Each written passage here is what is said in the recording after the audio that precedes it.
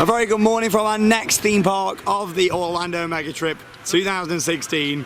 Here we are at Walt Disney World's Epcot, an absolutely beautiful park, of course home to the wonderful building that is Spaceship Earth. I mean, when you see that building in person, it is absolutely stunning.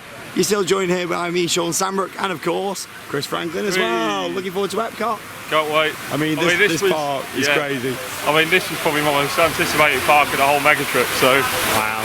And it would definitely live up to it, I'm sure. Split into two sections, Epcot. Future World, which is all this top section just here where you come in. And then right down the back, you've got a massive lagoon area, which is, of course, home to World Showcase. I mean, as you walk around World Showcase, you can get immersed in so many different countries around the world.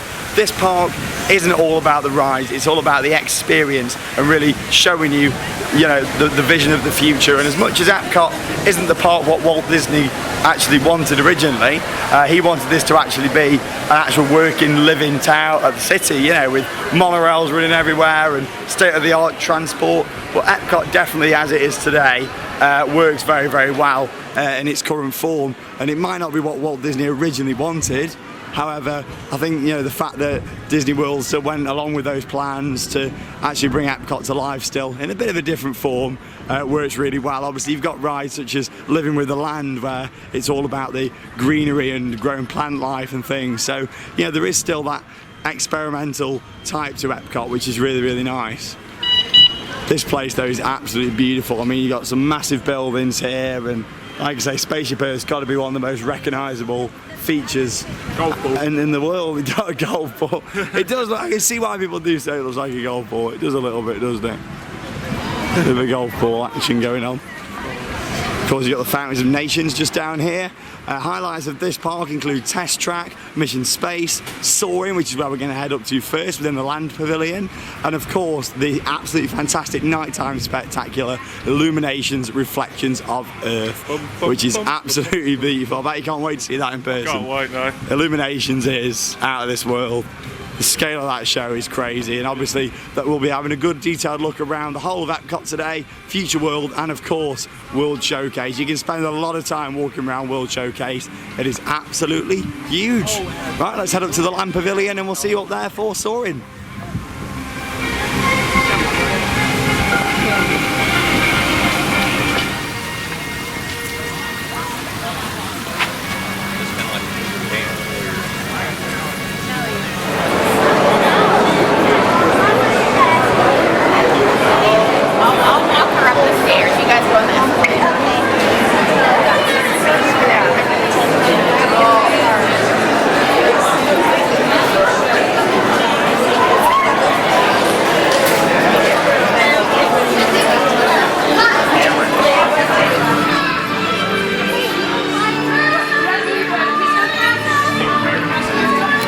So welcome to Soaring Around the World. Yes, it has changed from Soaring over California, which is the old show that did used to run actually in California and here in Epcot as well in Florida. That really never made sense to me why they had Soaring over California still here at Epcot. It never really made sense, but obviously now they've completely changed that, and Soaring is a very, very popular ride that actually originated at Disney California Adventure when the park first opened. And that park, as you all know, when that first opened, California Adventure was regarded as Disney's worst theme park. Obviously it's now probably become one of the best. Well, it's definitely one of the best in my opinion, but Soaring was one of those rides that opened with the park that a lot of people fell in love with due to the epic score that it played, and just the fact that the freedom of flight and the whole simulation of it is absolutely fantastic. Me personally, I was never a huge fan of the original Soaring.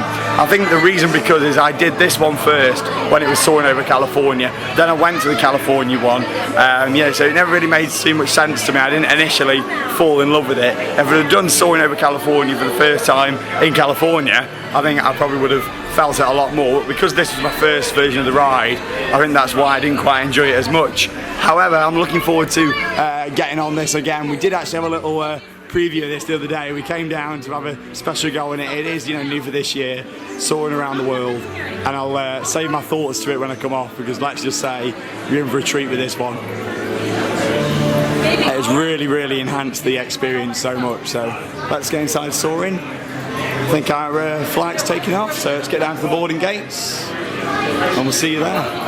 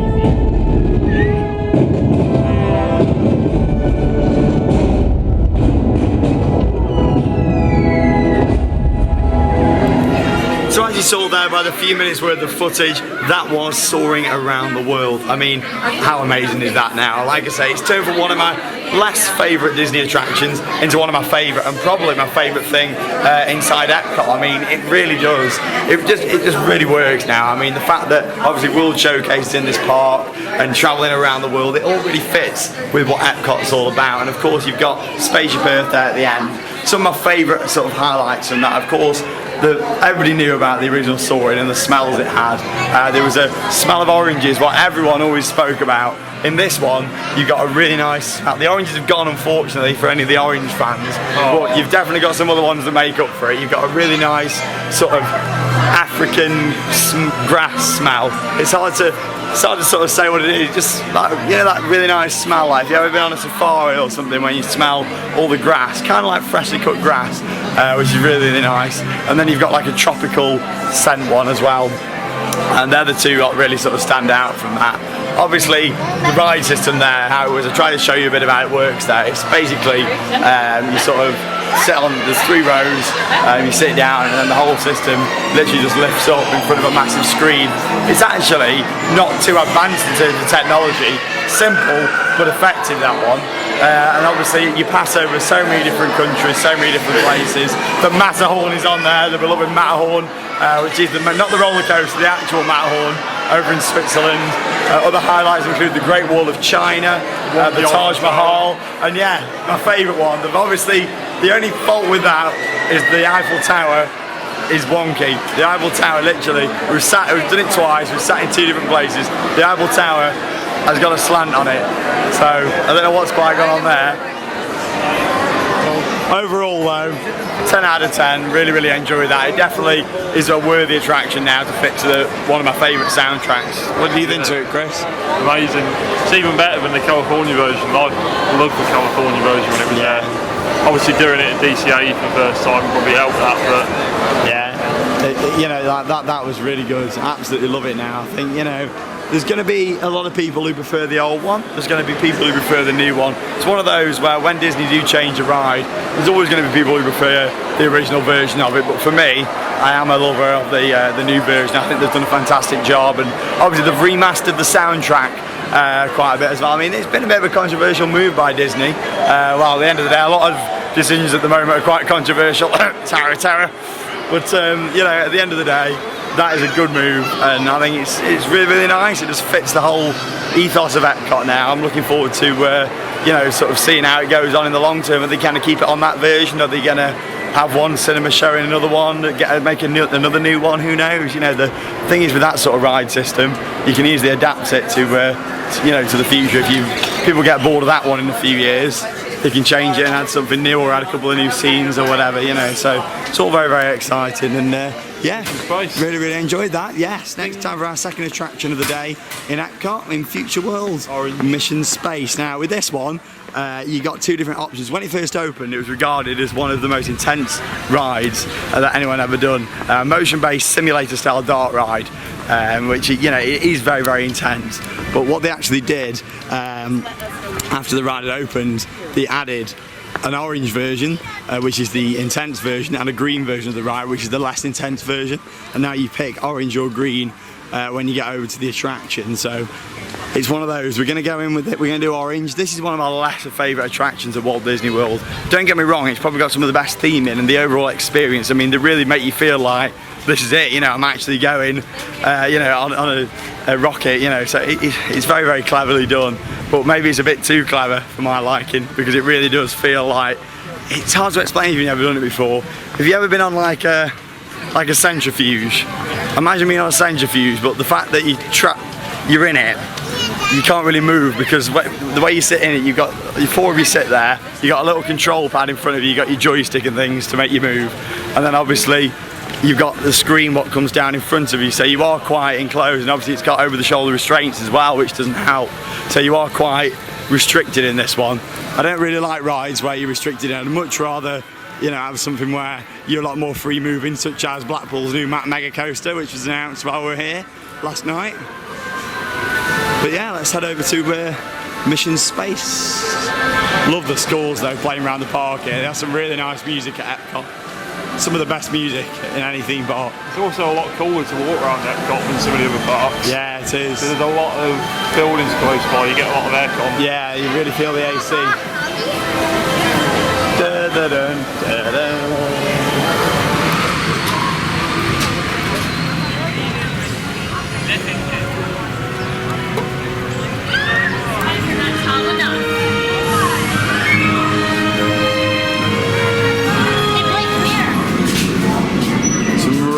nice theming in the queue line from Mission to Space. This, in terms of an experience ride, is one of the best. I mean, it gives you a fantastic experience. All this theming and pre-shows, it all really works. Mission control to training ops, confirm training profile.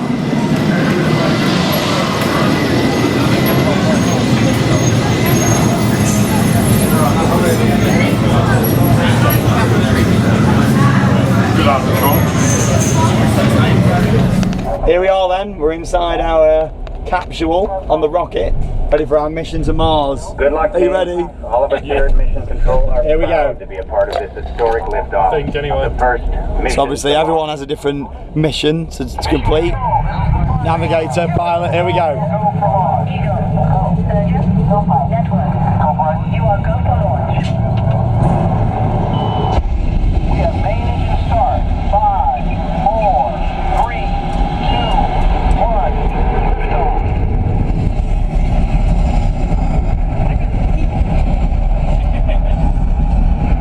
Mission Control, the tower is clear.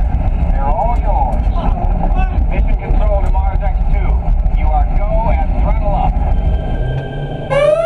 Rise and shine. Let's go, team. We've got a problem. Beginning evasive maneuvers. The meteor storm is directly over your Mars landing site. Proximity alert. Pilot, deploy the shields now. Shields deployed. Hang on, team. We're getting you out of there right now.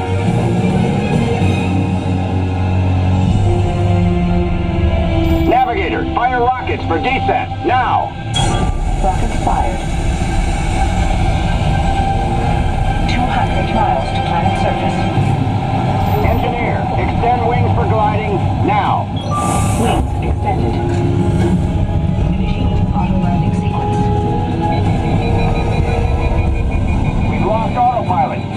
Commander, activate manual control now. Activated. All hands on the control sticks. Pull back. Pull back. Left. Pull left. Watch the canyon wall. Now right. Easy left. Back to center. Hold it steady. Runway ends in 1,000 feet. Pull back. 200 Watch the barrier. 50 feet. Pull back. Hang on.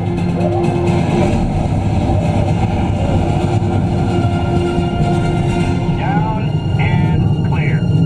Location, Canyon Edge. Alert. Don't move a muscle.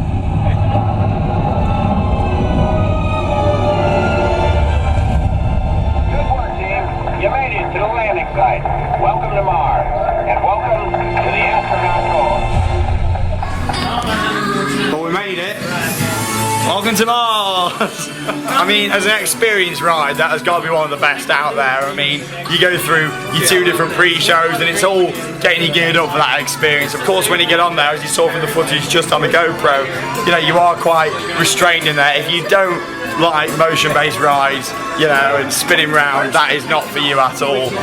Yeah, at the end of the day, we're used to these rides and we still, you know, feel it on that. I mean, it's a brilliant experience, that ride, and yeah, it's just one of those, isn't it, where you really feel the forces. There's a good 3 points on that where you really do feel like you're being pushed right back into your seat, and yeah, like if you look left or right or shut your eyes, then you definitely would get disorientated very, very quickly. But as an experience ride, it's got to be one of the best. It's one of the most authentic experiences.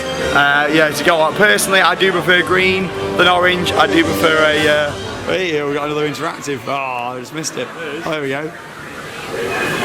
So this is all done by the Magic Band, not the Mosquito Band.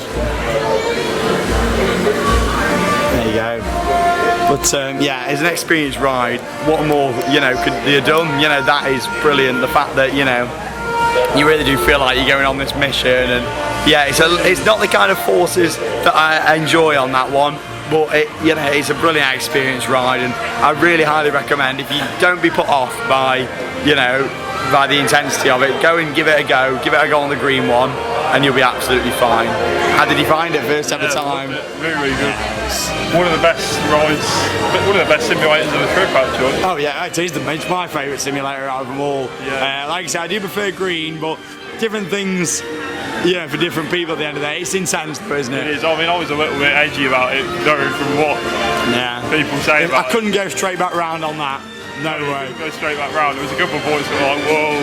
Yeah. I think there's 3 points what really stand out on that, but you see what I mean, though, it's an experience ride. Yeah, it's incredible. What more could they have done? It really is. Really builds you up, but there's plenty of warnings. I mean, yes, they used to get a lot of complaints, I believe, when it was just the one version, which was even more intense than that, so I was told, which is crazy. But like I say, there's plenty of warnings. I think I counted like 4 different times where they warn you saying it's not for you if you don't like, being trapped in, and you are quite enclosed on that, so if you was going to be sick, it's not a matter of you can just quickly stop the ride or get up. There's even sick bags located, right next to where you're sitting on that one. And they announced that as well. Yeah, but what an overall experience ride, It isn't one of my Disney favourites, but, as an experience, absolutely Crazy beautiful. We'll definitely have a go on green at some point where you can enjoy the whole sort of experience a lot more, in my opinion. Look at that though. Epcot is a gorgeous park.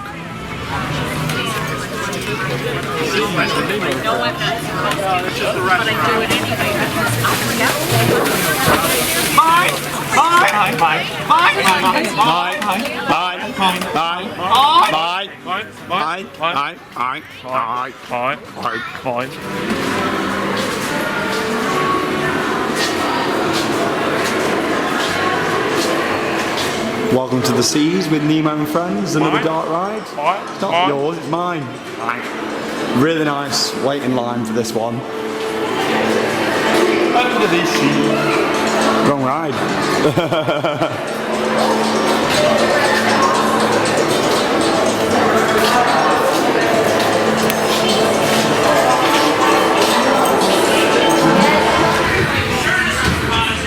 There we go, we're inside our little shell. Mine? Alright. The Seas with Nemo and Friends. There we go, shell closing up.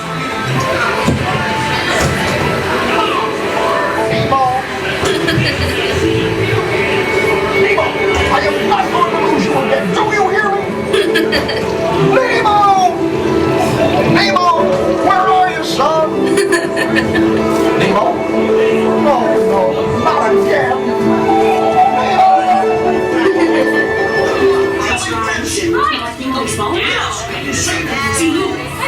That's jellyfish! Jellyfish! And the next one, jellyfish! Alright, Mr. Smarty Pants. Stop playing games! Games? I love games! Ooh, I'm thinking of something pink and bouncy that looks like... Why they do buy from little bites? Oh, what a gift from little bites! Little clownfish, where are you? Swim over and say good day to your old pal Bruce.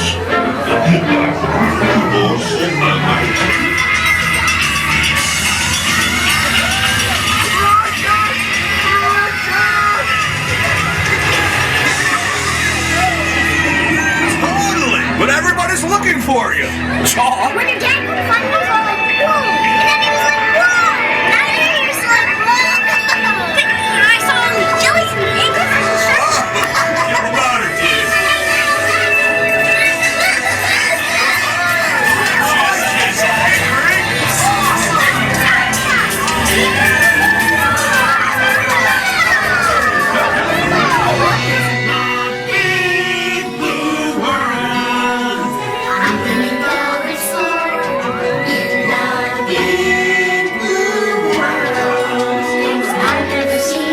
Totally, dudes!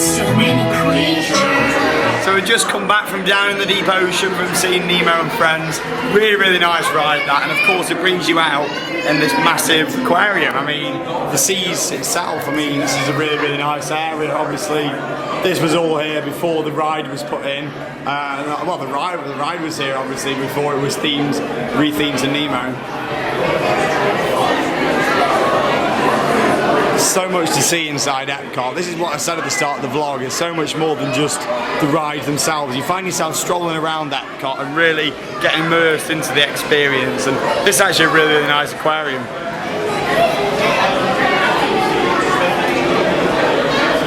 What I find really clever though with the Seas with Nemo and Friends is obviously there's a massive tunnel, some really nice effects in there. You saw that in the video just where they project it, and you've got Crush and things along the side.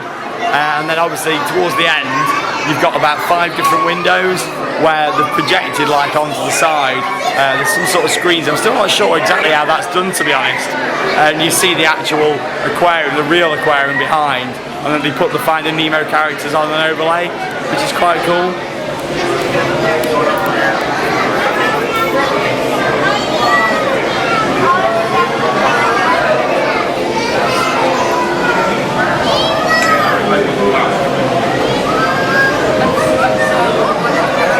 Loads to see inside Epcot.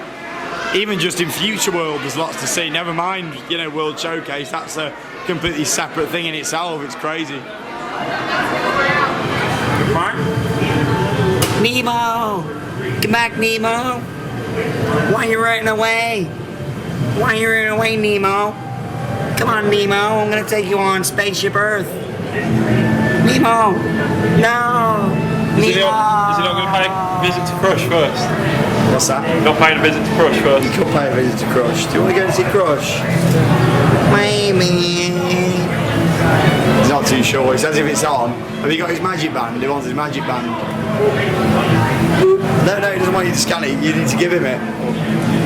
You need a fish-sized magic band.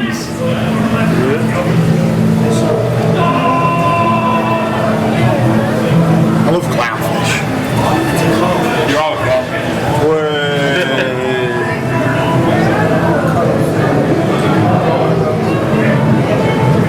Whoa, look at from above the I'll get that one in the back.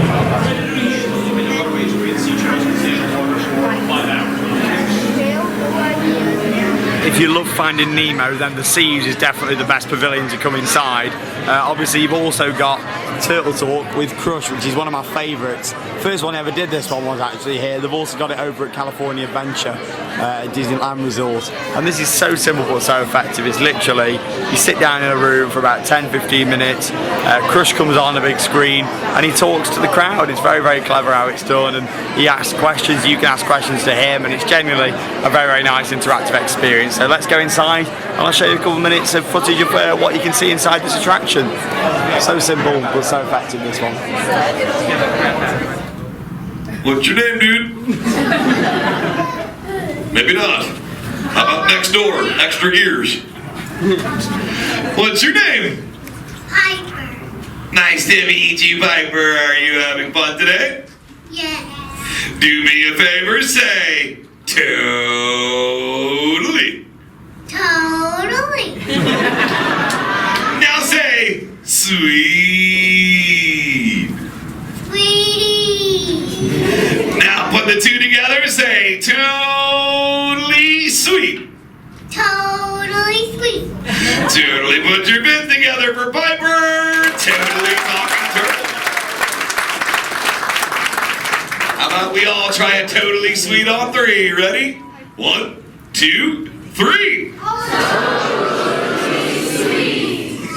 Totally. Right there at the end, blue shell.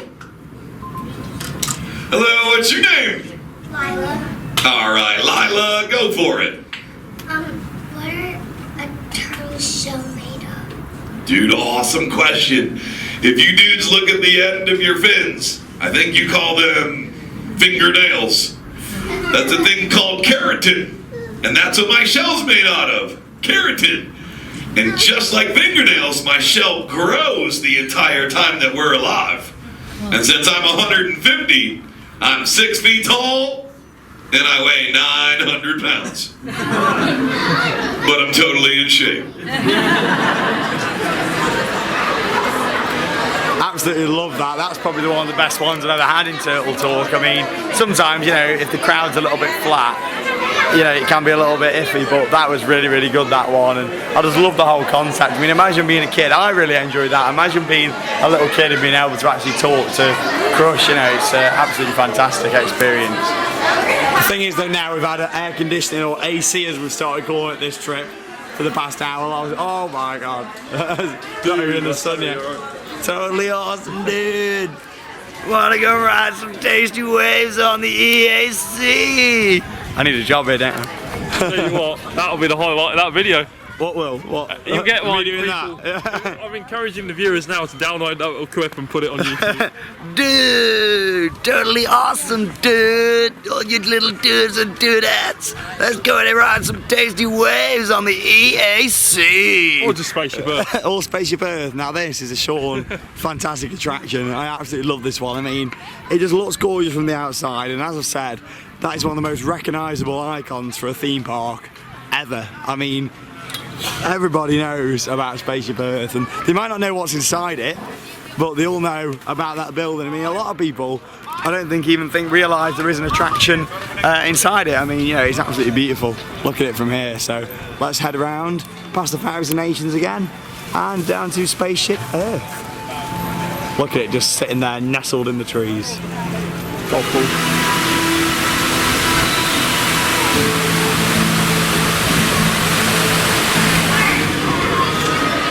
You really don't realise the scale of Spaceship Earth until you're standing right underneath it and you look at the massive supports for it. You know, it's absolutely Massive. huge. I mean, there you go, there's the supports for it, a gift shop underneath.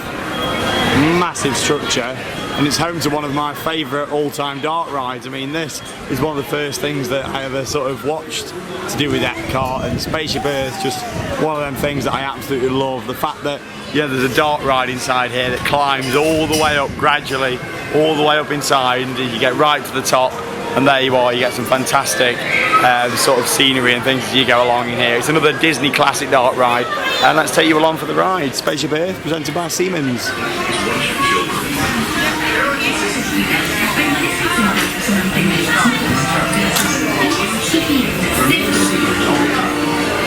During your slow-moving journey, your time machine will slowly rotate backwards and may stop momentarily. When you say so, Up we go, right inside Spaceship Earth. Enjoy the ride.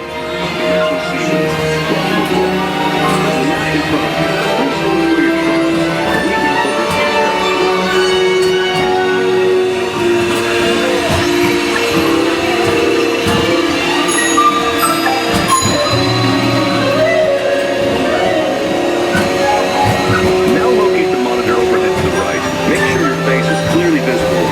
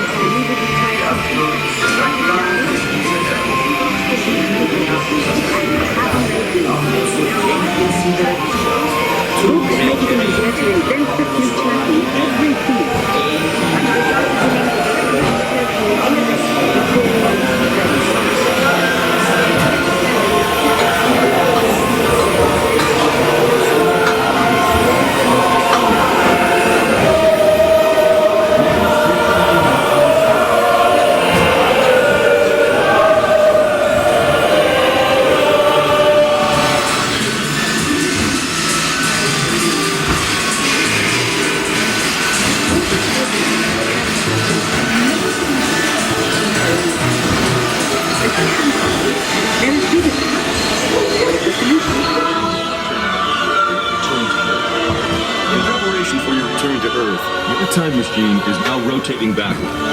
Please pay and see. Attention, you are now rotating backward. Let's take a look. Here's our future. Welcome to the future. Or should I say, your future. Here in your future, getting away on vacation is a breeze. Here in your future, staying on where you're going is what you'll do. I would say power from your home fuel station is your own. Spaceship Earth really is one of my favourite Disney attractions out of all the parks. I mean, this one here just really sort of brings you into what we appreciate today and what we all grew up with, especially, you know, I'm 23 years old, and the fact that I appreciate everything that's happened over the years to be at the stage that we're at now, and that ride really shows innovation and absolutely fantastic. It's a good 15-minute ride, probably even a little bit longer than that. It takes you all the way up to the top, and that scene at the top, all the stars, and you see back down to Earth. It really is a very moving experience. And then obviously you come back down backwards, where normally you get the interactives on that little bit of video footage there. When it takes your photo at the start, it normally puts your head over everything. Same for in here as well. And it normally maps people on here, so over the UK our heads would pop up, and ours didn't seem to work in our vehicle, which is a shame, so I'll have to do that again. But like I say, normally it puts you over the screens and stuff. But yeah, what did you think to that? Yeah, it's really, really good. Very different. Yeah, Chris was expecting a roller coaster in that one. It's not Eurosat. No, Eurosat's got a roller coaster in it. Yeah. But it's clever.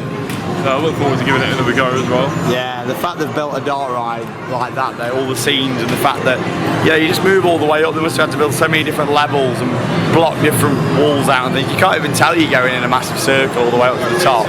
Yeah, it's a very, very clever ride. It's one that I really appreciate for this park. I love a park that's based on innovation and things, and this park really does bring you in. It's got its own special magic, this park.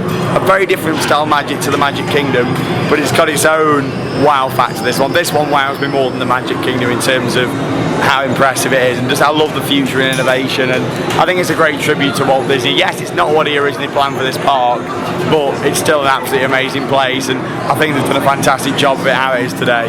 Hopefully next time we go on we'll get the working interactives.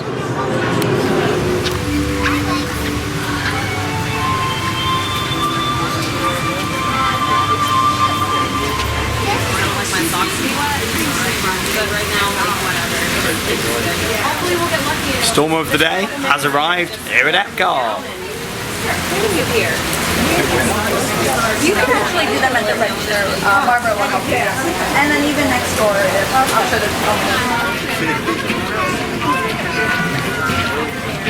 them. Welcome to World Showcase. Time to explore the real heart of Epcot, and I absolutely adore this area.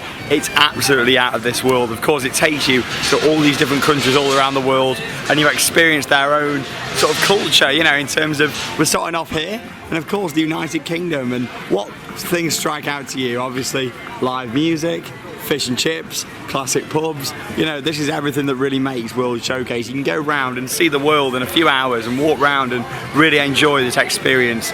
Obviously, there's so much to see in each one of the pavilions. When I first came here a couple of years ago, I thought it was going to be one path with literally buildings all fastened to it. It's really not. There's so many like little areas and shops and restaurants and shows and loads of different things to see in each pavilion. But what a nice place to start, of course, back in our very home. Back in Blighty, back in our home country. I mean, it's nice to see it all, and they've done a very nice job of representing our country with all its history and all the old buildings and things. What also makes this area is the actual staff, the cast members inside each one of these pavilions is from that country. So obviously here, they're all English staff. You know, it's really, really good. It's probably one of the most immersive theme park experiences you can ever get. What makes World Showcase even better at this time of year is the annual Food and Wine Festival that takes place. You can taste your ale around the world, loads of different stands throughout the different countries, along with some of the bonus ones added as well, such as Scotland and various other ones around as you move between the different areas. This is a very, very impressive place to see, and as you're walking around you really can sort of feel the ambience, like Twining's tea, and it's just great. We're going to see so much. Proper chocolate! Cadbury's, oh my god. I mean, I've been waiting to see some of that. That's the highlight of this area. Cadbury's chocolate, Lion Bars, Caramacs, Aeros. God, I miss Britain when I see this area. If you are, yeah, obviously a long time, you know, you come away for a long time when you come over here to Florida. It's really, really nice. It makes you feel a bit more homely. If you're never missing home, come here and have a little look around. Cream eggs. Chris Franklin's favourite. Yeah. There you go, penguin bars. Literally, it's just your typical British areas, and this is the great thing. And for us being from Britain, we can see all this, and then we'll get to all the other countries what we haven't been to, like China, and see. Yeah, it's amazing. You can really get immersed into it, like the merchandising, the food. It really is a very authentic experience. Chocolate.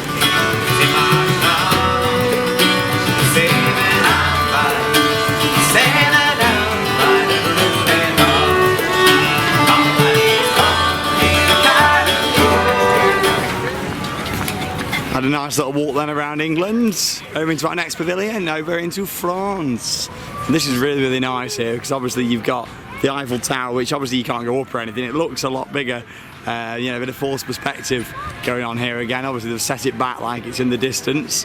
Then you got all the little buildings and things. You'll never go hungry around here, even, you know, when it's not the Food and Wine Festival. So many restaurants and things here, and so many little pathways to walk around, and it just really is a very special experience. This is a very different kind of Disney park, a very different kind of Disney experience. This is taking immersive theming to the next level, it really is. I was just going to say, where's your RER train now to Marneville-Chazzy? Oh no, yeah. Look at this though. You can see the whole world in a day, only at World Showcase.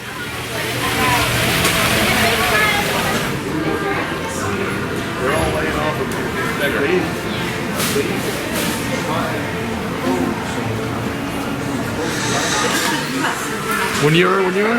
How much? €1? €1? No, we're not walking around the streets of Paris right now. We're in World Showcase, a bit more controlled in here. Try $50.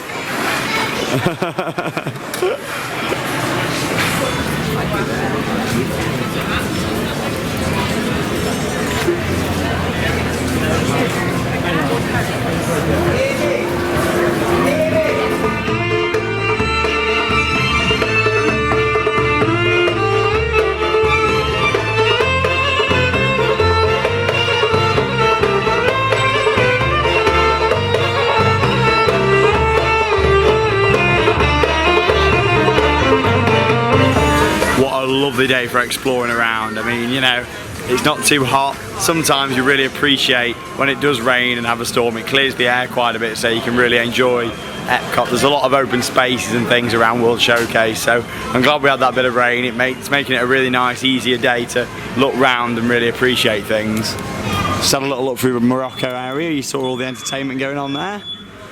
Into Japan. I mean, look at this. It really does take things to the next level. I'm going to be saying that a lot.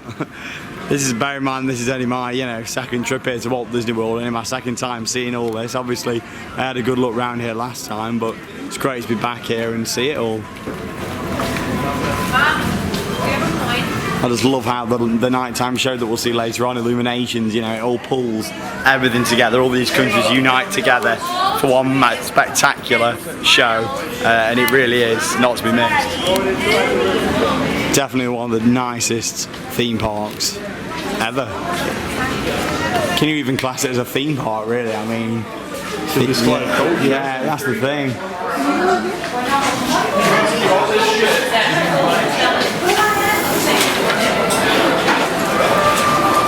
At least we know when we go to Japan we'll get some Oreos.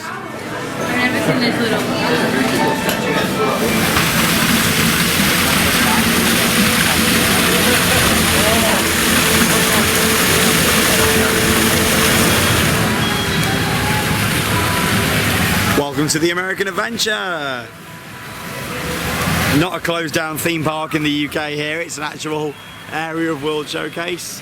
I used to love American Adventure though. It was one of my favourite parks in the UK. I had an annual pass for years, and so did Alex actually, you know, off the channel. He had a pass for years, that was one of his locals, same as me, and what an amazing place that was, the cowboy stunt show and everything. But here you go, the American Adventure name lives on. This is really, really nice, all the fountains. And are you enjoying it so far? Yeah, it's beautiful. You're halfway round, you're right at the other side now, so. It is absolutely amazing to see. Is there any pavilion that sort of stands out so far, would you say, has been your favourite, or? Not yet, the whole thing is just incredible. The scale's amazing. Yeah. Like I say, when I first came, I never expected it to be anywhere near the size it is. I thought it'd be a bit like this area, you know, just a path with a building behind it, and then that's it. I didn't realise it was going to be, you know, so many little pathways and things all the way around, and you got shows, the dining. It's just crazy how this place works. It really is. You've got the smells as well. That's something you can't get back home. Like just when we walk through Japan, through the shop, you know, all the little scents and things that they put out there. It's so authentic, and having them staff from the respective countries really adds a little something special to this experience. If you love massive rides, this isn't a place for you. This is a place to come and really immerse yourself in a themed experience. Whether you just come round for a couple of hours or spend the whole day around here, you know, it's completely up to you. You can, with World Showcase, you can really make what you want to get out of it is what you can get. So if you want to just have a little look round, you can easily walk around it in an hour, you know, and just walk around the main pass, have a quick look in the odd shop of your favourite countries. Or if you really want to do what we're doing, you know, and proper take in every area, look around the gift shops, you know, that sort of thing, look at your restaurant menus, you know, there's so much you can do. And yeah, just to put it into perspective, we used our fast passes earlier on, and we've not booked our next one until 6 o'clock tonight, well, between 6 and 7, because of how much time we want to spend. Yeah, and that's like 5 hours away from when we first stepped into World Showcase, so this really makes sure you do leave time for this area. I know a lot of you out there, you know, you love your theme parks and you love your big rides, such as I do, but you also love your themed experiences, and this is one. It's amazing. Here at night they have a fantastic show later on. Well, there's one on this afternoon as well. You know, you got a brilliant show, American Music Machine. I remember watching this last time, a big show on that stage, and the atmosphere around here in the American area, fantastic.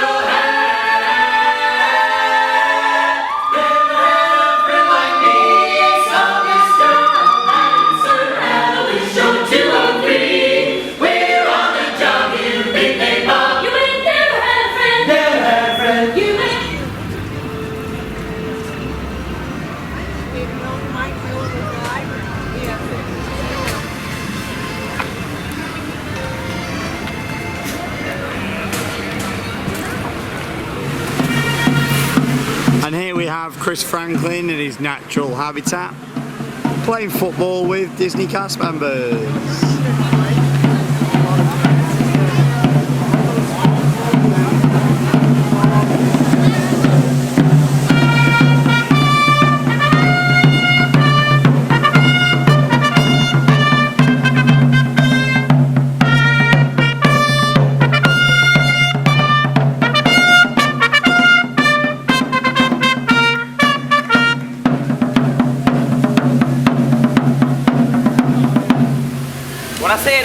Buonasera a tutti e benvenuti in Italia. Noi siamo gli sbandieratori di Sazio-Polcro, veniamo dalla Toscana, dal centro dell'Italia, e oggi faremo uno spettacolo rinascimentale del gioco della bandiera. We are the sbandieratori of Sazio-Polcro. Sazio-Polcro is in Tuscany, in the heart of Italy. And today we perform for you a typical traditional show of flag waving. It's a Renaissance performance. And now please enjoy for 15 minutes to come back to the past and feel the Italian history and taste the Italian tradition. Thank you. Welcome to the Italian Pavilion.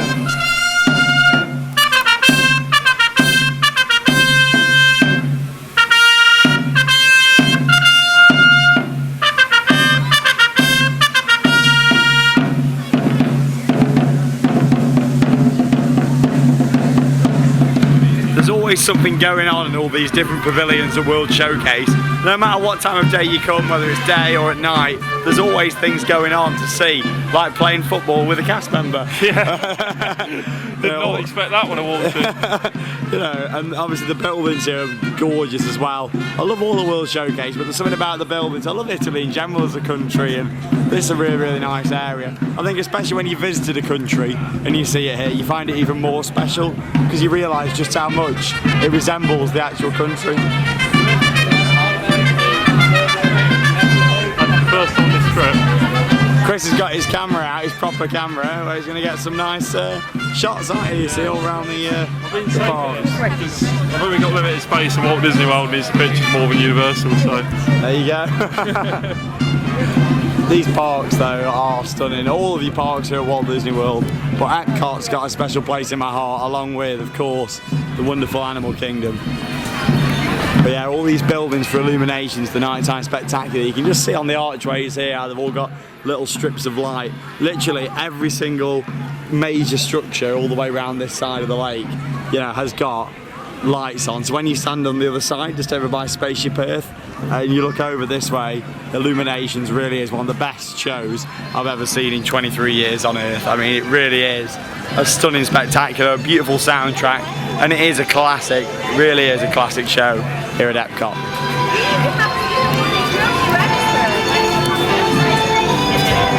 Hope you're enjoying this little snippet tour around World Showcase. Like I say, there is so much to see in this area.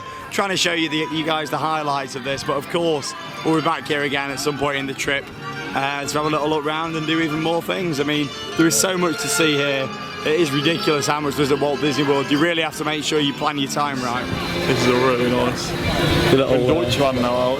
Deutschland. All we need now is Europa Park. Do the trains derail in Deutschland? I don't know. Shame that's not running. There you go. DB trains. Recognise that.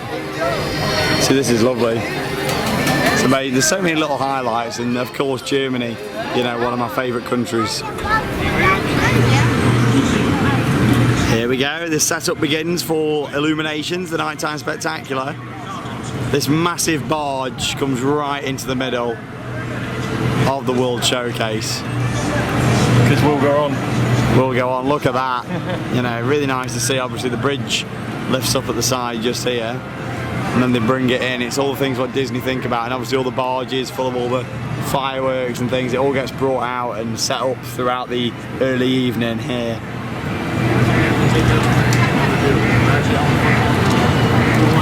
A massive nighttime show that, of course, can't wait to show the highlights of later on. Here we go, here comes some fireworks for you. Now these are some of the biggest and loudest fireworks I've ever seen. Louder than wishes, sure. Louder than wishes. Louder than London. Louder than London. These are massive fireworks. Welcome to Germany.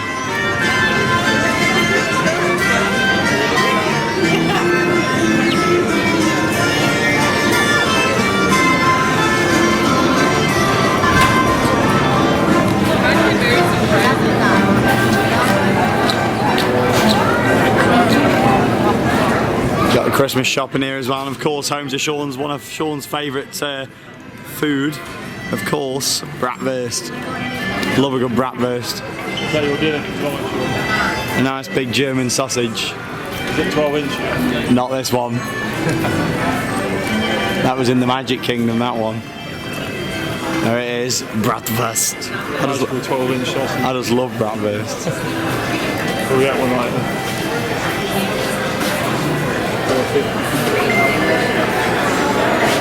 It's not cheap. Bring plenty of money if you come here. Yeah.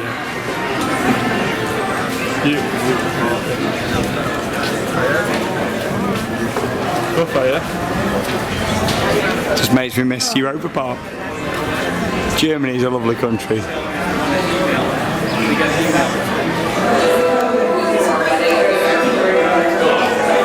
If you got to spare $719 whilst you're on holiday in Orlando, that's for you. Make your own It's a Small World. Yeah, it's a small world after all. Now most people I know who are Disney fans, including myself, I've got a massive collection of Disney baubles, or ornaments as they're known over here. If you don't watch Theme Park Worldwide, the show, our weekly series, watch it now, get it up on another tab. Go on, open another tab. Look right at the top. On every episode of the show, you'll see quite a few of my Disney baubles hanging up in the world of theme parks. And at Christmas, I put the tree up and I hang them all on there, much like this. Not quite as many as this, but I've probably got around 30 to 40 Disney baubles now. Most of mine are from Disneyland Paris, what I collected over the years as a kid. Got some really nice ones. Right, so we're just in the Africa section. We're at Phantasialand, I think. Is it Phantasialand? Sean, what are you doing? Welcome to Templo del Fuego, the stone. The stone is the key. The stone is the key. You alright, Chris? Yeah. Stone's the key. The stone is the key, is it? The stone is the key. I think Indiana Jones has got to him too much at Disneyland. So, yeah, we're going to go back into Africa now. It's Templo del Fuego, Portaventura. Indiana. Welcome to Africa. Go on, bang those bongos.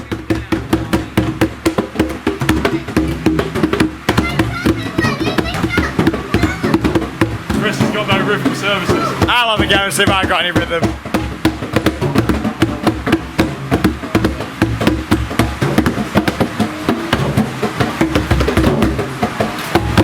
Sponsored by Coca-Cola. Now proudly presenting Sean Samborough.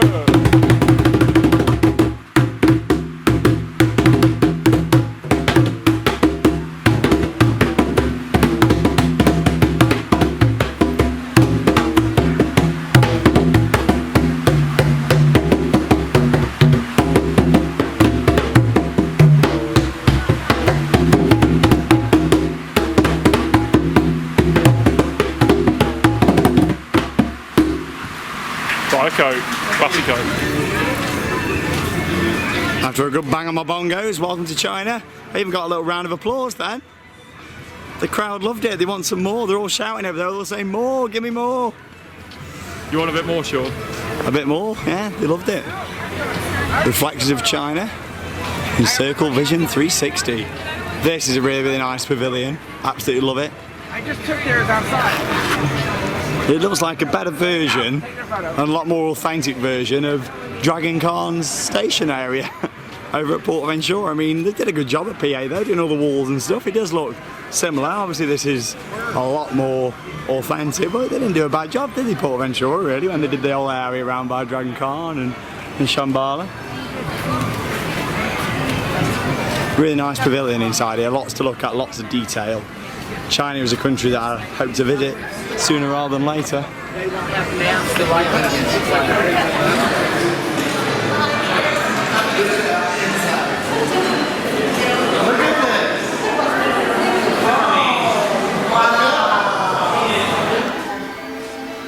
So also inside the China Pavilion, inside Shanghai Disney Resort, probably the most controversial Disney resort to be built. I mean, there's been a lot of sort of backlash with the Disney company by this resort, but it definitely looks to be one of the most impressive. Obviously, they've done away with Main Street USA, got Mickey Avenue, still got Tomorrowland, a very different style Tomorrowland. Fantasyland, of course. You got the Gardens of Imagination, Treasure Cove, and Adventure Isle. So 6, you know, very, very samey, but very, very different areas in that respect as well. Obviously Adventure Isle is your Adventureland, but it's the same but it's different. Of course the Gardens of Imagination looks absolutely stunning and quite unique. Mickey Avenue, I can't imagine going into a Disneyland park without seeing you know, Main Street USA, but it's definitely something that I look forward to visiting at some point and seeing how that does compare. Tomorrowland without Space Mountain, it's got the Tron Light Cycle Coaster, and of course Fantasyland. What we've got in here though is all the different concepts for the rides, and this is brilliant. I love all stuff like this where you see how things were built and original concept art. Tron Light Cycle Power Run.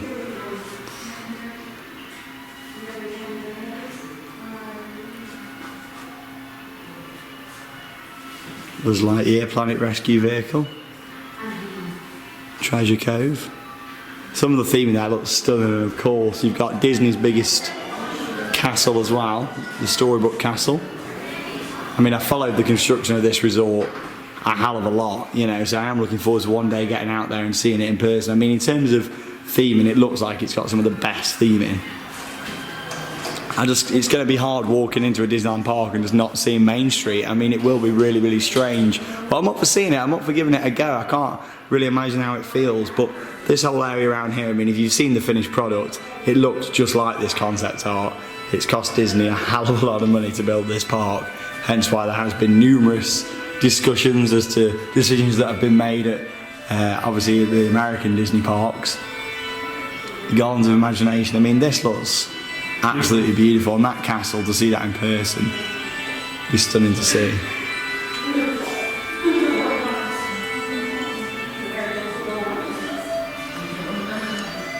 There you go. I like how they've got the whole waterfront area. I mean, this, you've got a massive lake, you've got your hotels sort of down here out the way. I mean, the layout of the park is very, very strange. Obviously, Tomorrowland up in the top left corner, and Fantasyland obviously behind the castle. But Gardens of Imagination, that obviously something really different. Mickey Avenue into Gardens of Imagination. As much as I don't think I'll enjoy it as much as Main Street USA, I just think, you know, it'd be interesting to see how that all does work out. And Adventure Isle looks absolutely breathtaking. Like, now it's finished. It's really weird seeing this actually, because now it is finished. All this rock work here and the rapids ride they got running round, it does look stunning. Of course, you've got their version of Pirates of the Caribbean, which has got all these projections and screens, along with immersive theming as well. Seven Dwarfs Mine Train. Yeah, Seven Dwarfs Mine Train, which is there. Just loads. I mean, again, I can't imagine not having a Space Mountain. You know, but I can't imagine not having. Go on. Frontierland. Yeah, it's a shame that you know, obviously that area doesn't exist. It is me and Chris's favourite area, Frontierland. You know, in the future. Future expansion. I mean, that part does look like it's been built for future expansion, so I have to say, I mean, they're saying that Expedition Everest is going to come there, aren't they, as well, so it'll be interesting to see what does happen with that park. But yeah, I look forward to visiting it. It'll be a very, very different park, but it's nice how all this is on show.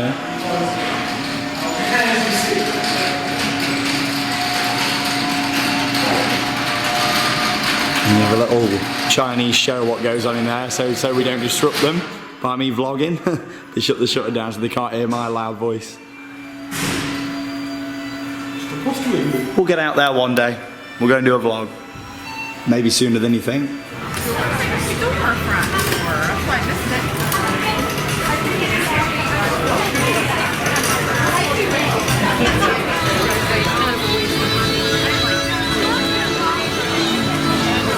Really nice to look around the Shanghai Disney area. Do want to get out there at some point, you know, at the end of the day, you know, it's nice how they've sort of put that here in World Showcase so you can sort of see all about that park over in China. Now, of course, Norway is an area what was expected to be going through a lot of change due to the dark ride Frozen Ever After, what was put in here, it replacing Maelstrom, a boat ride, and it was a very, very controversial ride, this one, because a lot of people thought that this whole area was going to be turned into Arendelle and there'd be snow chucked over all the buildings, and it had really ruined the feel of World Showcase. The good news is, it really doesn't. Frozen actually complements this area really, really well. And standing here now, you wouldn't think that a Frozen ride was just around the corner. The only thing at the exterior to the Frozen ride is the sign. There's no massive snow machines and all that, you know, Olaf animatronics in the bushes, you know, none of that out here, and it really works well as a ride. Of course, we're going to ride it a little bit later on. The queue at the moment is 105 minutes. Whether it is actually that or it's overestimated, we're not too sure at the moment. So we're going to finish off doing the countries, and then we'll come back to Norway and have a more of a detailed look later on in the vlog. Because Frozen, we did it the other night, and amazing. Yeah, it is an outstanding dark ride. It'll go down as a Disney classic, that will. It's taken a good few hours to get round though. Well, we started this at 2 o'clock. And it's now 5 o'clock. There you go, 3 hours. Yeah. We're also going to go and get some overpriced Cadbury, I think. Yeah, we're going to make a trip back to We're both craving it, aren't we? Yeah. I thought you liked Hershey's. I do, but I do fancy some dairy milk or something. Yeah. Tell you what, you could go and meet Anna and Elsa for 20 minutes. I know, yeah, you've got the Royal Summer House there. That's a brand new building. But again, you know, it fits 15 in minutes really now. well. Oh, it's just gone down. That fits in really well. I love the rock formation at the top just there. But yeah, there was a lot of concern whether it would actually fit in okay with World Showcase. And in my opinion, it fits in just Really nice. fine. You know, when you're walking past, it's not thrown down you at all. You know, at the end of the day, you've got your little, you know, you got your Disney character meets. Like, it's a good place to do character meets all around, and you've got, of course, all your little bits of entertainment going on. It's crazy, it really is crazy. This is one of my favourite theme parks ever.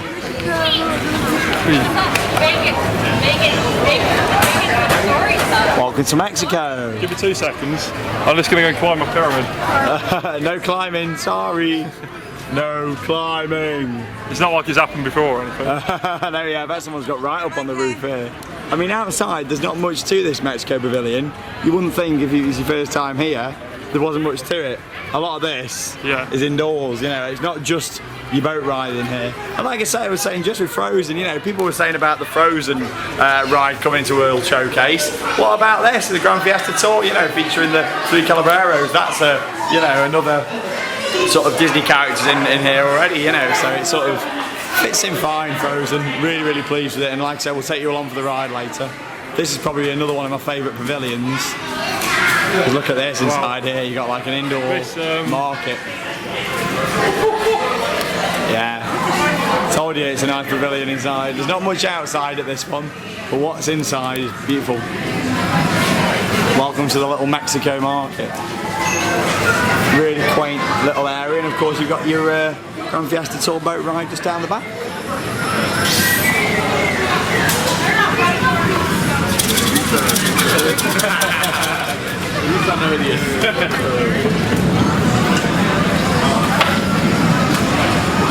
Disney parks really know how to make the atmosphere feel like it's dark when it really isn't. I mean, they're great at doing that at these Disney parks. You know what I've got in here?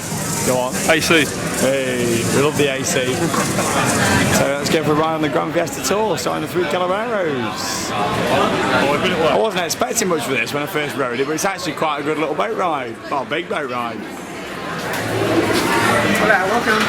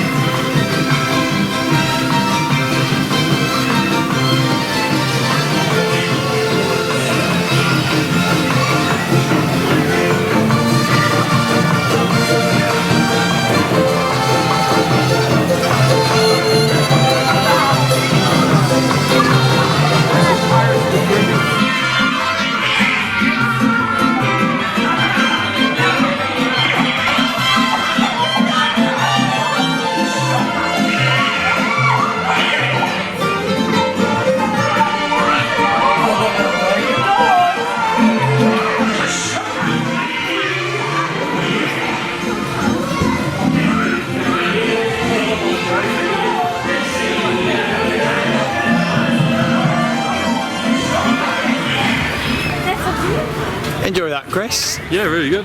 You don't expect much from that, do you, really? But you don't expect much from that pavilion, let's be honest. I mean, from out here, I don't think the exterior does it justice, to be honest. I mean, it's very, very nice still. It's just, you just assume you look at that and you think, ride entrance, don't you? You know, so. Especially the sign there.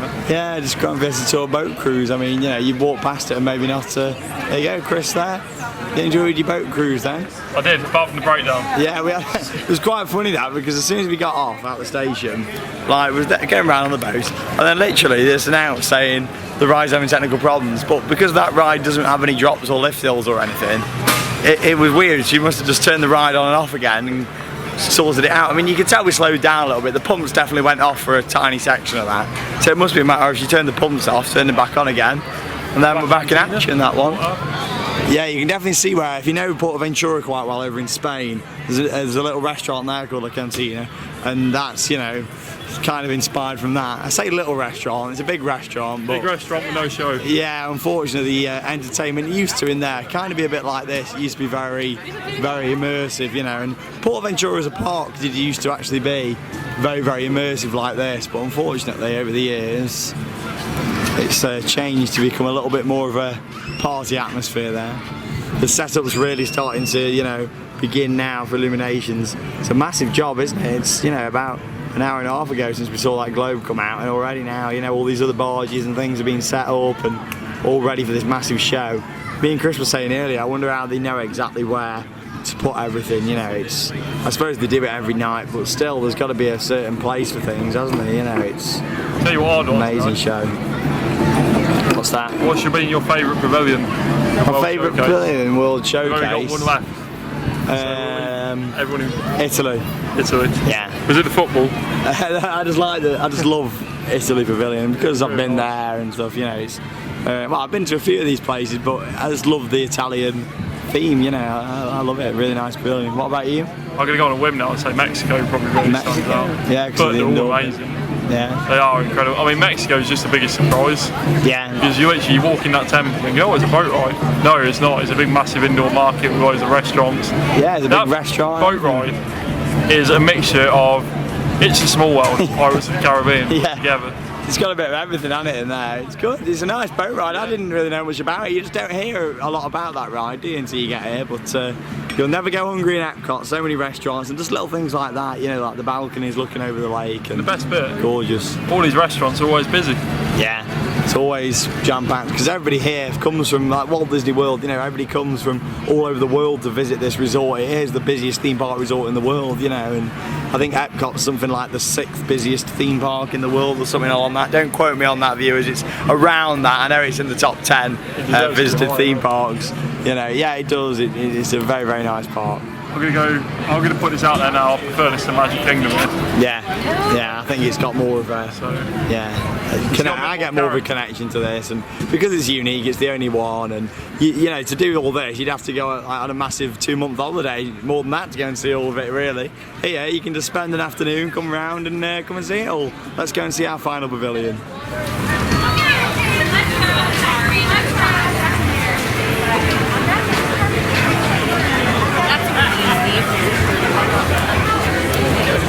Oh yeah, good one.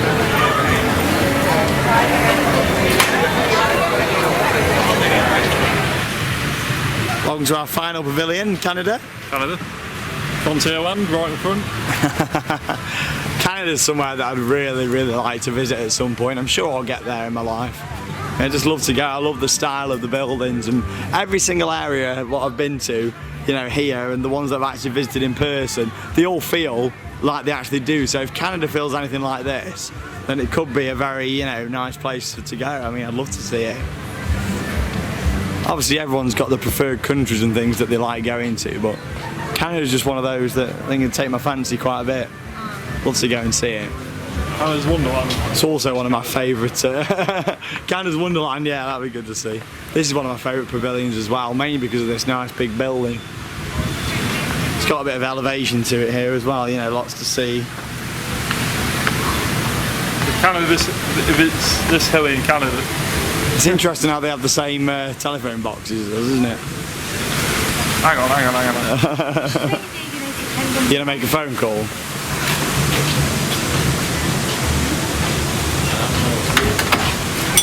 Hello, yeah. This is speaking. Sean Sandbrook is with me, yes? Yeah. Thank you. Someone will be here to collect him shortly, will they? Take him back to the circus. Yeah, that's Bill, thank you. Bye. Take you back to the circus in a minute. I've got a phone call to make. Hello, is that Amanda? Amanda Thompson? Your curtains need cleaning.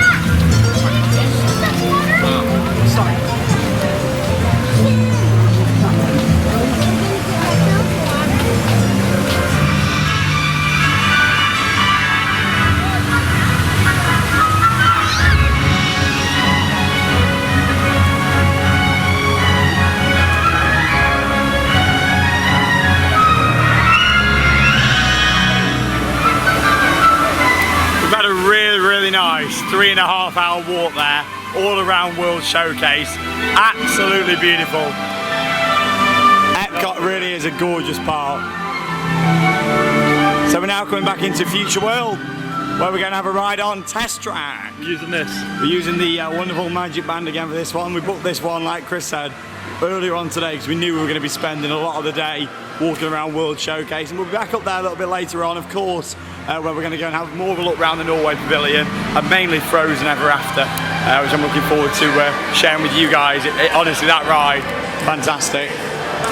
This whole park is amazing. It feels very much like two separate parks. I mean, they do separate it off really well. Future World and World Showcase, you know, it is two separate sort of feels, isn't it? This is very energetic down here, whereas the other end, you know, is more sort of laid back sort of atmosphere up there. And of course, after Frozen tonight, later on, it'll be Illuminations, Reflections of Earth, which I can't wait. Though for you, Sean. Go on. How was your chocolate? The chocolate, expensive. That's how it was. I mean, literally, we went back to the United Kingdom Pavilion and we got a little chocolate treat, because when you're away for a long time, we're out in the States for 18 days, you do start to miss things about home. Everybody does when they go on holiday, they all miss little bits. And every night I have a couple of chocolate bars at home as part of my nightly routine. I'll edit a vlog for you guys, I'll have a chocolate bar. And normally I'll get an Aero or something. What's it cost? Maximum about £1 maximum. Literally over here just I spent $6.50 on 2 standard chocolate bars, but it had to be done. Had to be done. Chris had some as well there, didn't you? Yeah, I hadn't quite got the money for that for a second. I'm going to Food and Wine Festival though, it was quite funny because we had a lot of, you know, people coming through and saying, you know, what's this chocolate? What's a Mars bar? You know, like American people coming through. But yeah, we'll definitely have a little look around the Food and Wine Festival end of the day and go and sample that. I mean, like I say, I love a good wine. The other thing is, the best bit in there was the guy, he comes up to me, he goes, oh, what's a chocolate orange? I've never heard of that. I was like, what? We just get so used to things back home. Now, Test Track, an absolutely fantastic ride inside this park. A little tip with this one though, obviously your standby wait time, if we didn't have Fast Pass, standby wait time's 50, single rider is only 10 minutes, but to be honest, it probably isn't even 10 minutes. If you're not too fussed about doing all the interactive stuff and designing your car, go up the single rider queue, literally, and then you can go straight past and just skip pretty much most of the line, so. Right, let's go.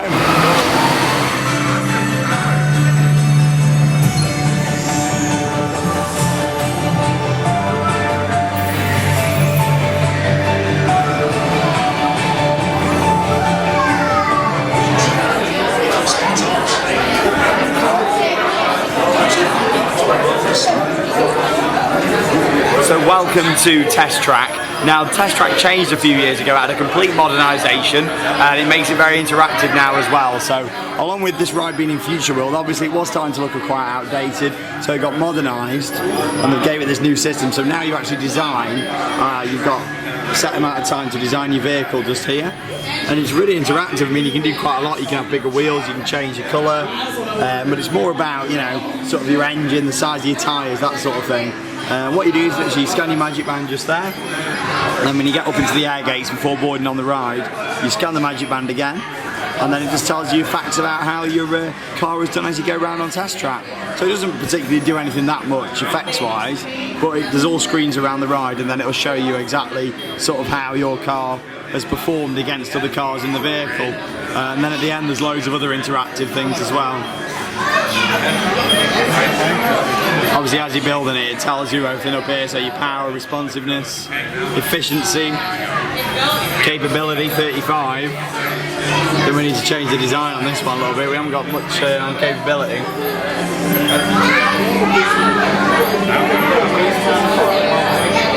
But it's a really, really cool system. I mean, I know, again, it was a controversial decision changing test track. A lot of people did love the original version of the ride, and from gathering different thoughts from people, a lot of people still prefer the original. I never got to experience it in person. I watched POVs online, but I can see why they have done it like this. At the end of the day, it's more a modernised experience that fits in with Future World really, really well. 1 minute 45 left. Power 66. So you can make it look all fancy, but of course there's no point in making it look fancy if your vehicle isn't going to perform very well. But hopefully we'll be alright. Making little changes can affect this up here, like responsiveness there is changing quite a bit. 62. Hopefully we're going to win.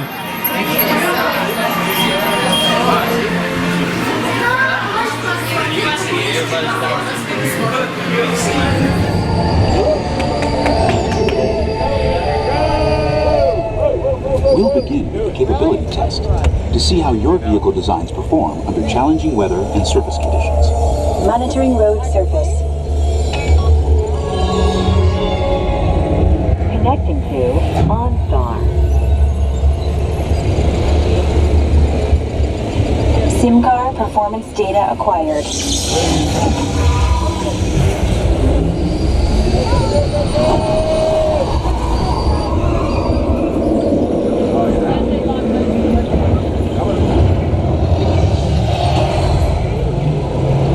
Let's see how your designs hold up now. Commencing SIM car off-road and extreme weather sequence.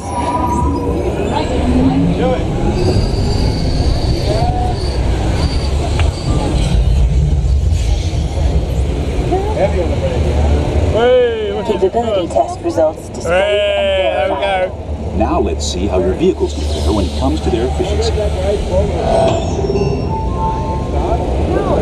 We're doing well so far.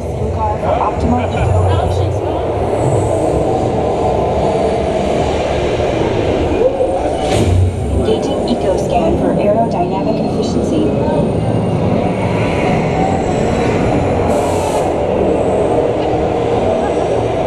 Drive systems analysis. Hyperspectral imaging in progress. Calculating total enviro impact. I feel the need for speed. Commencing responsiveness test. Okay, the responsiveness data is now being synchronized.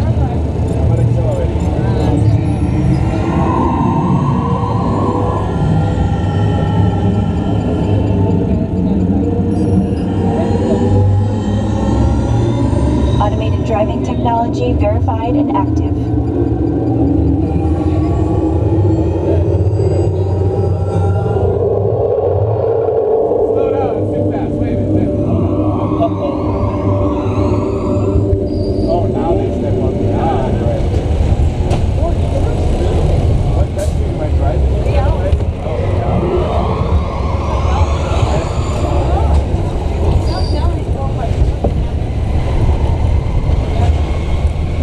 Watch out for the truck! Whoa! Oh, wasn't expecting that. Automated crash avoidance technology disengaged. Displaying responsiveness data. Oh. Not quite as lucky in that one, were we? Here comes the final test. Energizing for power test.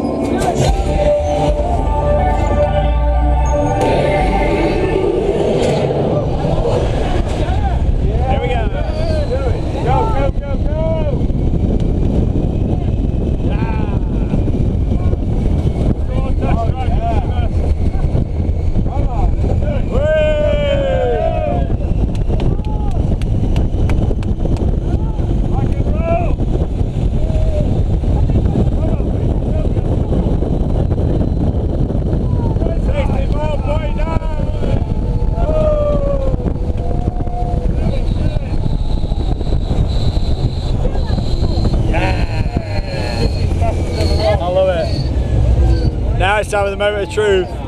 Surely we got to win that one.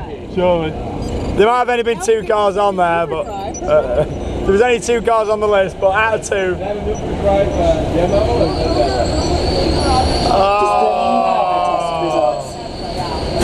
Track performance testing complete. We won 2 out of 4. This concludes your performance testing. You'll be able to see how your Chevrolet custom concept vehicle designs compare to the sim car after you disembark. Back to the drawing board. Love test Please track. watch your step as you exit, and remember to take all your personal belongings with you. Really, really enjoyed Test Track, an absolutely fantastic ride. Like I say, I would love to have seen it in its original form, and I might have preferred that one, but I do really like the modern feel of this, the soundtrack, and everything really fits. A fantastic Disney ride, that one. You know, it's just brilliant going around all theming and the lasers in there. It's just a very modern ride, and I really, really enjoy it. So this is crazy. I mean, your Magic Band system gets used for pretty much everything here now. You know, it's brilliant how it works, and it might be an expensive system. With this, basically, you can scan it and you can have like virtual races and all sorts. Yeah, we'll show you a virtual race right now. Literally loads of stuff what you can do. It's quite a big section. The fun doesn't stop as soon as you step off the ride with Test Track. Obviously sponsored by Chevrolet. We can get a commercial going. Like, you got all this, it tells you loads of different things. Design in motion. What did you think to that? Anyway, Chris? You enjoyed that? Hey, Jen. Get over here and Ready? So, are we talking about power, responsiveness, efficiency, or capability? Responsiveness.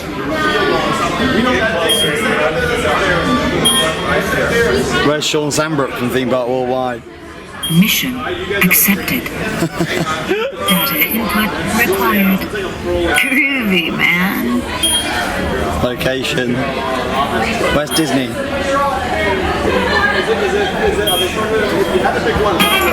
Okay, here we go. Don't pick this up.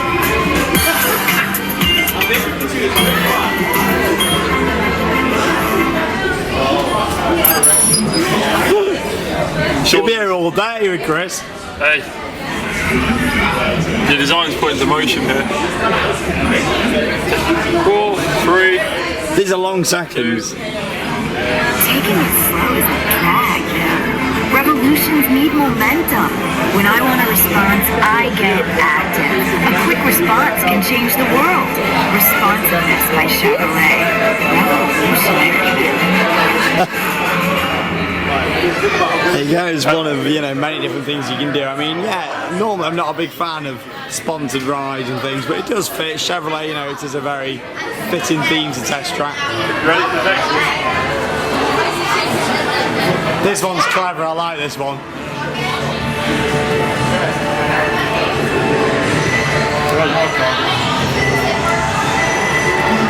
Obviously, Test Track in terms of a ride is pretty much the same ride system as what's used on Radiator Springs Races over at Cars Land in Disney California Adventure. I love that to bits, absolutely fantastic. I do prefer that over Test Track as an experience, but obviously on that one you've got a race going on. It's clever how different sides can win and things, you know, it's brilliant. There you go, loads of interactives at Test Track. Brilliant. Both of them are fantastic rides, and yeah, I just love that modern feel this all has, all the buildings and everything. Brilliant.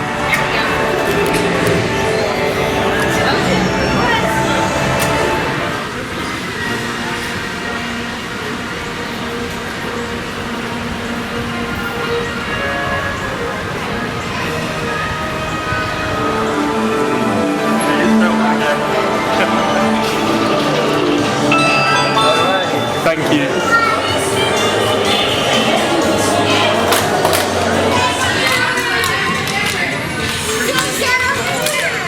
Welcome to the Epcot character spot. Bit of a different way of meeting some of your favourite Disney characters this way. I mean, you queue up and then you get to see quite a few of the characters instead of your standard sort of meet and greet where you queue up and just meet one character. And especially on the Fast Pass, we only booked this one this afternoon actually, didn't we? About what, an hour ago? So 10 minutes. Yeah, it's a good one to come and do if you want to come and see a few of the characters. Got Mickey, Goofy and Minnie. Baymax and Joy and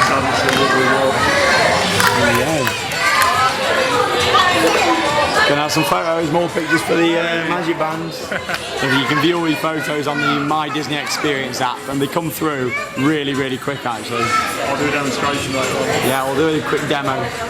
Doesn't take long at all. Let's have some pic.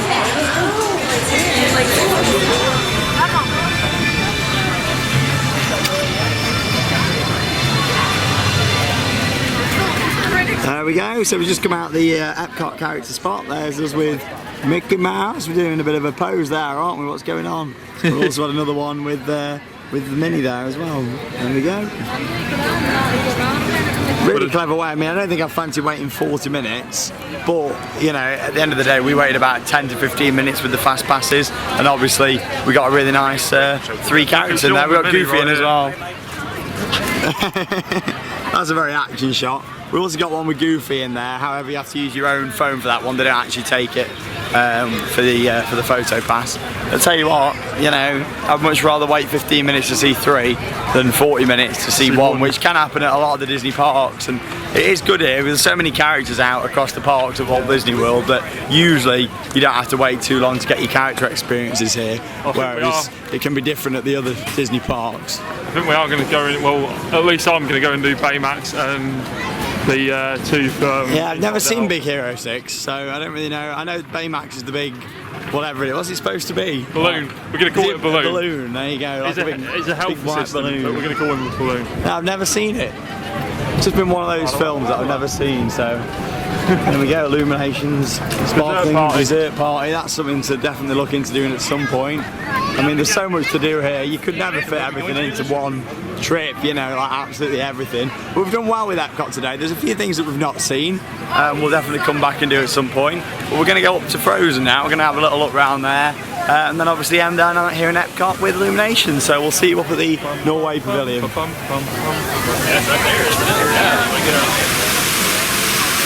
Really nice to see that even though Maelstrom is closed to make way for Frozen, this area here has hardly changed at all. I mean, it does look really, really nice, and all that relates to Frozen is of course the entrance sign and a standby queue of 60 minutes, which isn't too bad to be honest. We've done a really, really nice job inside here though. Be interesting to see if this is genuinely 60 minutes. I mean, we did this in extra magic hours and we queued all of this bit, but obviously there was no fast pass, so it'd be interesting to see are they actually, you know, making the queue time seem longer than it is to avoid complaints, or if it genuinely is with the fast passes coming in. So we'll see with this one, but to be honest, I don't think this is 60 minutes. But this was 25 down there, wasn't it? Yeah, and surely there can't be that much fast pass. We'll find out with this one. In terms of the theming though in here, it's changed a lot from Maelstrom. I mean, Maelstrom, yes, you know, it was a really nice boat ride for the Norway Pavilion, but Frozen fits in really well. Like I said, the 3 Calabreros, you know, that's inside World Showcase, so this, you know, fits in as well, and it works with this country. Set in Norway, you know, it just looks really, really nice. And what they've done here is so different to how it used to be. I mean, there was no massive big area for Maelstrom like this. They've really completely redesigned the indoor queue line. All these buildings look amazing. Really, really authentic.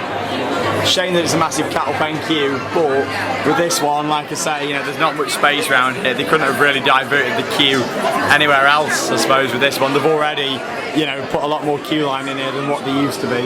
So you've got your on and offload station both over there now, and obviously this massive area here is the queue, so we've got to go here, and then we'll be on. Help it.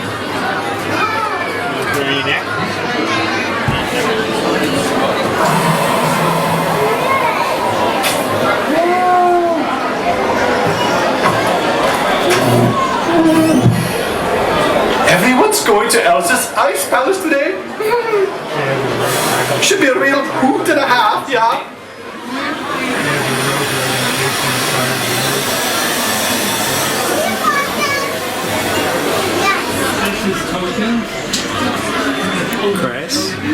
Chris, wake up, wake up. Oh, we're nearly there.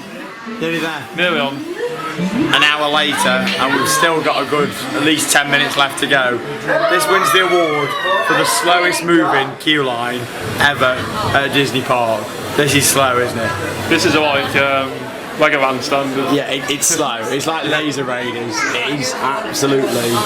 I mean, it's well themed. It's not the worst queue I've ever been in because it's well themed, but it's definitely the slowest moving queue at a Disney park that I've ever been in. I mean, yeah, this is slow. Bear in mind, this is the old Maelstrom boat ride. It's had no sort of improvements to the throughput or anything. And after a bit of research online, it does about 1,000-ish an hour.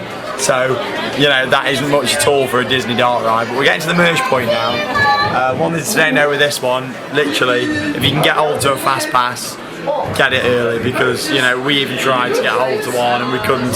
Or get here early, get here when this opens, or do it right at the end so you're not wasting any of your time during the queue ride close, or stay as a resort guest where you get it on magic hours.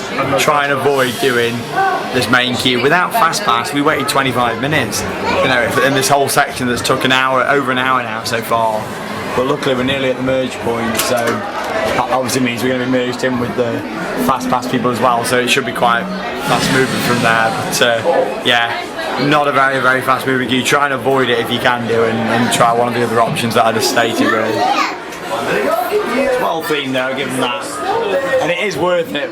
It is good.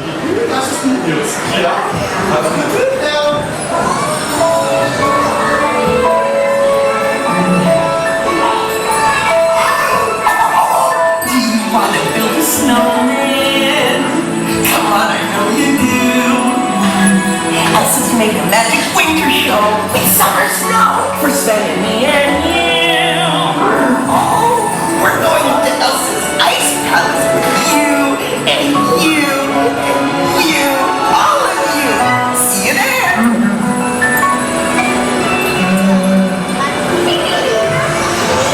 Tell us the story again, please.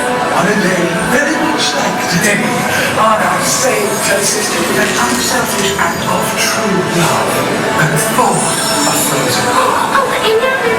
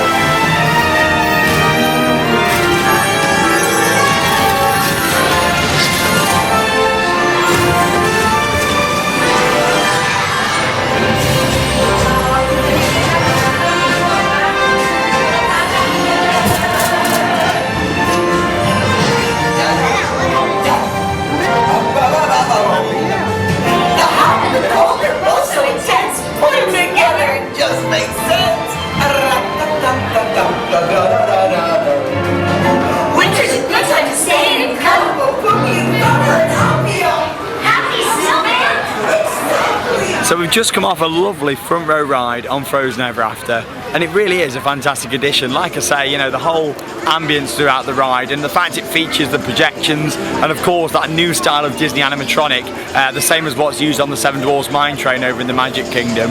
I really like how they sort of project into the actual face. I mean, it's fantastic. Really, really good ride. I think it fits in really well with World Showcase. I mean, it's just a brilliant all-round attraction.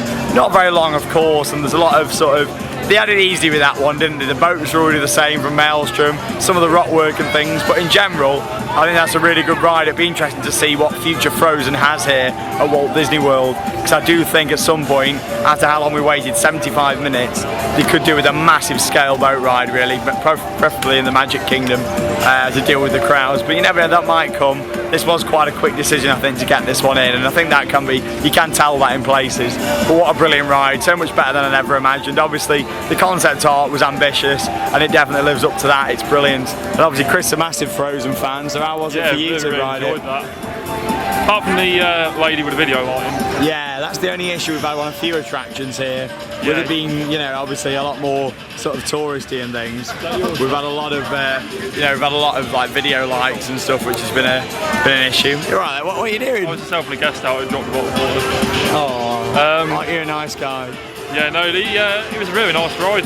Yeah. The projections are great, the animatronics are amazing. And obviously the fact when you go down backwards, you know, when she's singing Let It Go and Elsa's singing. Brilliant, you know, really nice, really clever ride. It's now time for one of my favourite shows I've ever seen at a theme park. When I first saw this 2 years ago for the first time, I was wowed. And literally every time I've watched it ever since, I've been wowed just as much as the first time. This is, of course, the fantastic show that is Illuminations Reflections of Earth. A show what can be watched all the way round the lagoon just here. Literally, you can watch this from all the way round. Preferably, it is best, if you can do, to get in the fast pass area over at the front where you can watch it very, very symmetrical. You'll be looking straight over at the American Adventure and you'll have an equal amount of buildings on each side. However, this show can be viewed from all locations and it really is a stunning, spectacular show. Some massive fireworks, some brilliant effects. Fire, you've got the massive barge, what lights up. This is it. Epcot welcomes you, and we invite you to enjoy Illuminations, Reflections of Earth, presented by Siemens.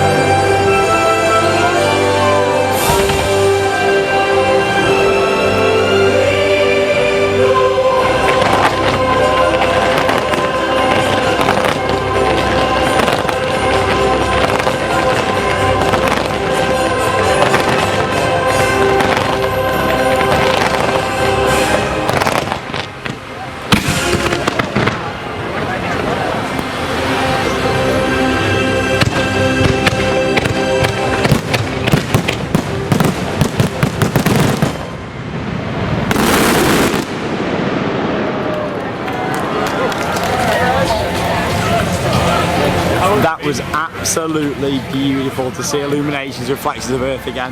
Every time I watch that show, I get the same feeling that I did the first time I watched it. I mean, it's just fantastic, and we watched it from a bit of a side angle today, from the Mexico Pavilion. Absolutely fine, brilliant show to watch anywhere around the lagoon, but there's something extra special about being right on, standing on this side, looking over towards the American Adventure, you know, hey, monorail, where it adds that even more to it. But that show is spectacular, 10 out of 10, I love it. You know, it doesn't feature fireworks for the whole thing. You know, there is sections of that where it's literally the globe and some fountains going off for a good 5-6 minutes. But that's what makes that show. It's simple, but there is also a lot of tech in there as well. You think of all the firework emitters, all the fireworks you see are all coming from barges all on the middle, and obviously firework launch areas that are all positioned around the side as well. I mean, it's a stunning show to watch, visually very, very impressive, and the fireworks are some of the biggest I've ever seen. I mean, they're so loud, it's crazy. You actually hear the fireworks echo about a second later than when they go off on all the buildings all the way around World Showcase. They're that loud. I mean, it's a brilliant show. I love the soundtrack to bits, and it's just genuinely one of those shows that really gets in there in the heart. I mean, World Showcase, this vlog has not done World Showcase justice, because you need to get down here and see it yourself. Epcot is a gorgeous park, and in the evening, Future World and of course World Showcase really comes alive. That show is amazing. The globe is absolutely huge as well. You know, again, you don't get the scale of that from just, you know, seeing it on video. The globe is huge. Bear in mind that whole lagoon area is massive, and you can still work out what's happening on the globe no matter how far back you are. You know, what an awesome show. I mean, Chris's first time watching that. How was it? Did it live up to the hype? I mean, I hyped that show up a lot. It really did live up to the hype. It's absolutely superb. Yeah. Simple, but amazing at the same Simple time. and effective. You know, that's you know, you can really hear someone's excited. We've got tunes going on here. Someone enjoyed the show. I don't need to have some singing lessons, don't you? But yeah, what else would you like to say about that wonderful production? Epcot, overall, one of the best theme parks I've ever done. What's been the highlight of your day then? Illuminations. Illuminations! The highlight of my day, of course, Illuminations. Absolutely fantastic to see that again. And Epcot is one of those parks that I absolutely love. It's a unique park to Walt Disney World.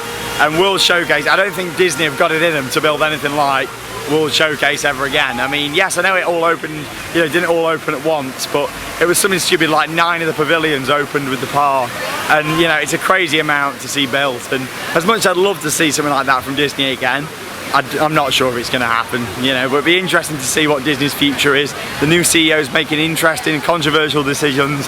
Let's see what the future holds. Little things like this, little bits of magic, what Disney do. I mean, so simple to do, yet so effective. Yeah, highlight of the day for both of us then, Illuminations. We've had a brilliant day here today. Best ride for you today out of the rides that we've done? I'm putting him on the spot now. You have, yeah. Frozen? Probably Frozen. Frozen, there you go. Or Test Track. Yeah, my favourite ride of the day is the brand new Soaring. I mean, I love it. I think it's fantastic, and it really fits this park now. It is all about travelling around the world, and I think they've done a fantastic job of that. Yeah. But a brilliant day here in Epcot. Don't worry, we'll be back here again later on in the trip. We'll make sure to squeeze it in somewhere, some of the attractions that we haven't covered. Because believe it or not, we've covered a lot today. It's been a long vlog, but there's still a few things that we haven't covered during our visit to Epcot. Thank you very much for watching. We'll see you at the Animal Kingdom in the morning, and that means it's time to cue those credits. Bye guys, from Spaceship Earth.